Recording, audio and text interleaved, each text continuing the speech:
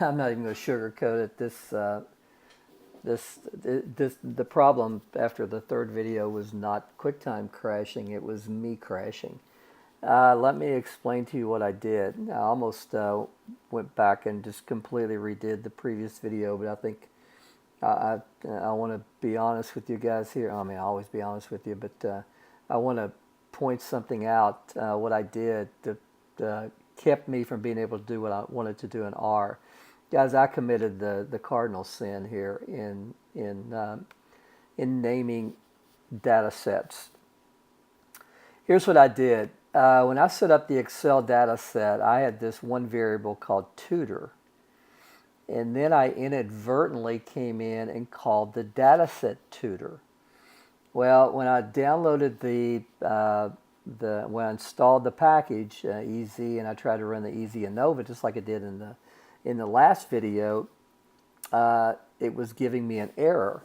And the reason is what I'd done, and again I committed the cardinal sin. I have a variable in my data set as the same name as my data set, tutor, and the overall data set was called tutor. Well, guys, if you want to drive yourself insane, do something stupid like that. You know, I mean, that's something that I expect out of my 1,500 students not to do, much less me not to do that. So I hope it, I hope you understand why that's that's a bad thing to do. So anyway, let's start over. At the end of the last video, I was just getting ready to go through the process of running R. In the previous videos, we've set up the calculations for all the sum of squares and the mean squares, calculate our F statistic and our p-value. So now it's time to do it the easy way with R, so to speak. Chances are, let's go ahead and get our data in. I kept it as tutor, and I just changed the variable to tutors. So so attach data, and let's get the names of our data. Okay, now we have another problem here that's gonna cause problems, or potentially can cause problems, and that's one of the things about R that kind of drives me insane, is that the problems aren't always consistent. What we need to learn on this is when we download this Easy ANOVA package, it's going to allow us to use one of these as numeric. It'll convert it to a factor, but it won't convert the other one as a factor. So what I want you to get in a habit of doing is whatever the treatment levels are, whatever the measurements are made across. And this would be, I think last time we called it interval, pre 3 months, 6 months, and a year. Well, here we're looking at the difference in tutors. So what I want to do here is I want to make sure that that is treated as a factor. So I'm going to turn tutors into a factor. Now, let me show you what's going to happen. We can do install packages, and I really don't even think I would need to do this because I've already done it, but some of you maybe haven't. And we'll select a Korean, and I'll select my old buddies from UCLA. Really, they're not my buddies. I've actually never met them. And after what will seem like an eternity, it'll download the package. Well, actually, that wasn't too bad. And then we need to go Library Easy. All right, so we're ready to go now. Now, let me show you what will happen. If I come in and use this Easy ANOVA command in R, which will allow me to test for sphericity, it's going to require me to, first of all, tell me the data set. The next thing it's going to want is the dependent variable, and remember it's kind of wacky the way that we have to put that in. The next thing it'll want is the ID, and that will be the problem. and then I want within. And guys, I'll tell you this, well, at least I don't think this is going to work. Tutors. And then I want type equal 3. Oops, 3. All right, so this is not going to work, and let me show you why. What this is doing, even though I've set this factor up as tutors, first of all, I'm showing you why I did that. And did that because if I just use tutors from the data set, it's going to convert problem to a factor, but it's going to treat tutors as numeric. Well, we don't want that. We want tutors to be as a factor. So you would think that we could just copy and paste this and change tutors to factor. Well, we're going to get another error here because factor is not in our data set data. So what I need to do before I can make all this stuff happen is I need to create a new data frame. So I'm going to call this data 2. Data frame. And I want this to consist of score, factor, and problem.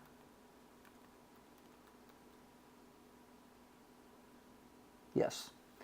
So when I go back to getting the error, it converted problem to string with no problem. God, that's weird.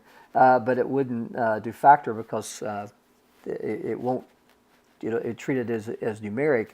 And then when I tried this approach, factor wasn't in my data set data, so I've got to take care of that. So I created a new data frame called data 2. Now I should be ready to go now.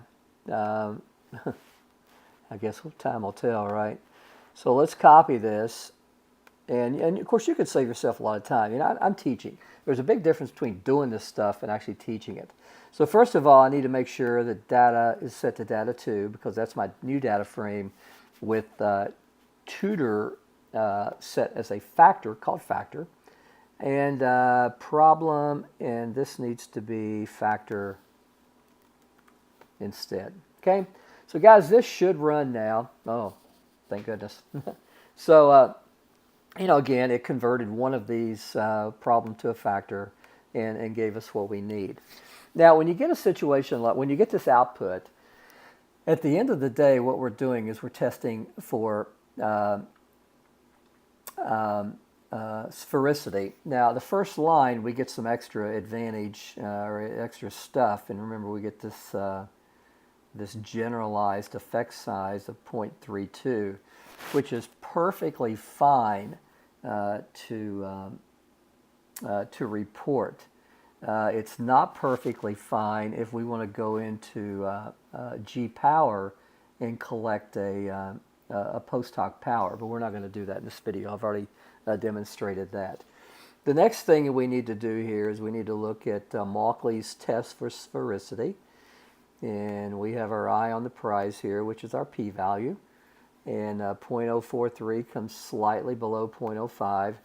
So according to the rules of the game, we cannot assume that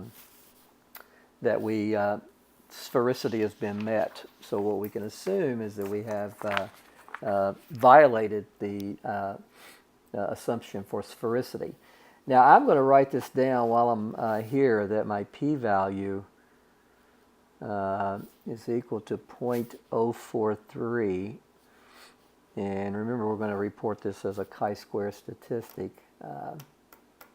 So we violated that. So now our attention comes to the sphericity corrections. Now, this has a two-factor effect. So what we look at right here is we look at the greenhouse geyser. This first is the epsilon, and this is the p-value. The other measurement that I gave you has an epsilon of 0.71 and a p-value of 0.047. Now, here's where the wackiness gets. we have statistical significance using the greenhouse geyser, but with the other, Hoon-Felt, we have statistical significance. So we don't have statistical significance with greenhouse geyser, and we do here. Well, that creates a dilemma. Stevens from the University of Cincinnati, reasonably, I think, says in this situation you should average the p-values. So if we take 0.063 plus 0.047 divided by 2, we are slightly above the threshold. So 0.05. So anyway, earlier in the video, back in part 1, I told you if the epsilon was less than 0.75 that we would report greenhouse geyser. That's the case here. So guys, this is what I will report. Okay, let's go ahead and run our model, and let me show you some of the stuff that happens from all of our hard work here. So let's run our score over our interval, which would be, so we're tutors, but we created that as a factor, plus the error part for our factor of problem divided by factor. Summary of our model, and I think you're going to see that all of our hard work in making our calculations early on make a little bit more sense now. Our F value is 3.70, and you can see that our sum of squares for the model, they call it factor, and sum of squares for the error are exactly what we calculated by hand. Guys, it looks like there's something going on. It looks like there's some differences between some of the tutors. And again, you know, what separates this from running a standard ANOVA? Well, you know, our measurements from each tutor are repeated on the same problem. If we gave a random sample of problems to tutor 1, a random sample of problems to tutor 2 and tutor 3 and tutor 4, same thing, then we would use a standard ANOVA. But since we're taking the same problem and giving it to all the tutors, we have what's called repeated measures. So this is the reason we're running this design. And I tell you, it's going to be it'll be a test question. It's going to be one of those where you really have to think through what your dependent variable is and whether those have been randomly assigned or whether the measurements have been repeated. So guys, I'd want to do a post hoc, and so let's go with data 1.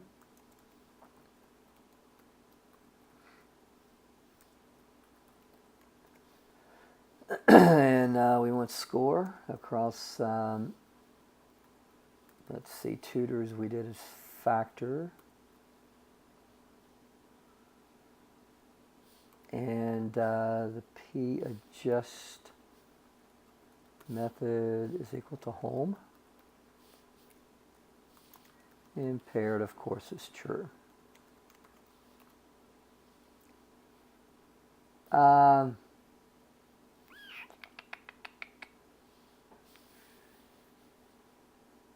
Well, that's weird. Okay. Let's just let's use the original data set here, if that happens. So let's just go back to data, and we'll be at use a pairwise t-test across tutors.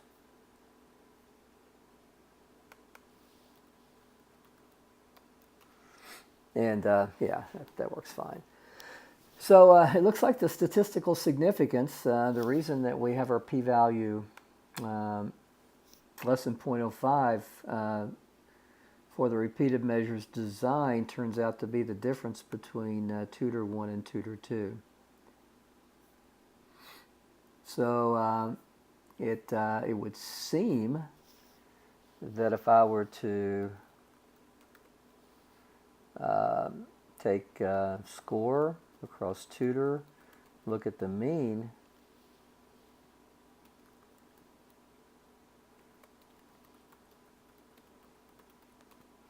that there may be some significant difference between the two. Now this is where things get really crazy. Because of the way the degrees of freedom are calculated here, notice that the pairwise comparison doesn't necessarily result in the biggest difference in means, because the biggest difference in means occurs between tutor 4 and tutor 1. But the only statistical significance occurs between tutor 1 and tutor 2. That's a place where you've got to kind of almost throw statistical literacy out the window, or study statistics at a much higher level that I'm going to present in this case, in this class. So guys, effect size, we did that previously. I'm gonna end this. Just wanted to really get into a little bit of the calculation to sum of squares and what happens with the sum of squares total as it decomposes into its various parts. So, guys, that's the end. Hashtag end. Is that good? All right, take care.